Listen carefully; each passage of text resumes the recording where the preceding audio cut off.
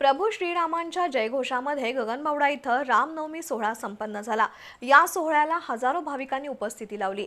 जय श्रीरामच्या घोषणा देताना तरुणाईच्या उत्साहाला उधाण आलं होतं। गगनबावडा तालुक्यात प्राचीन राम मंदिर आहे। या ठिकाणी दरवर्षी रामनवमी मोठ्या उत्साहात साजरी केली जाते। यंदाच्या रामनवमी निमित्त पहाटेपासून विविध धार्मिक विधी पार पडले। प्रभू श्रीरामांच्या मूर्तीला अभिषेक घालण्यात आला। पूजा आणि धार्मिक विधीनंतर पालखीच्या माध्यमातून ग्राम प्रदक्षिणा पार पडली। त्यानंतर 12:35 राम मंदिराच्या प्रांगणात श्रीराम जन्माचा मुख्य सोहळा उत्साहात पार पडला। संयोजन समितीचे नंदकुमार पोवार यांनी उपस्थितांचं स्वागत केलं। मांडुकली आणि पारगावकर वाडीतील भजनी मंडळांनी बहारदार भक्तिगीतं सादर केली। उपस्थित भाविकांनी पाळण्यावर पुष्पवृष्टी करून सियावर रामचंद्र की जय असा जयघोष केला। फटाक्यांची आतषबाजी करण्यात आली। योगिनी कुलकर्णी यांनी पाळणागीत सादर केलं। कार्यक्रमाचं पौराहित्य श्रीकृष्ण पाध्ये यांनी केलं। कार्यक्रमानंतर भाविकांना सुंठवडा आणि महाप्रसाद वाटप करण्यात आलं।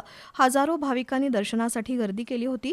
यावेळी जिल्हा परिषद सदस्य संभाजी पाटणकर, सोनाली पाटील, गगनबावडा पंचायत समितीच्या सभापती छाया देसाई, उपसभापती राजेश पाटील, सदस्य अमर कांबळे उपस्थित होते।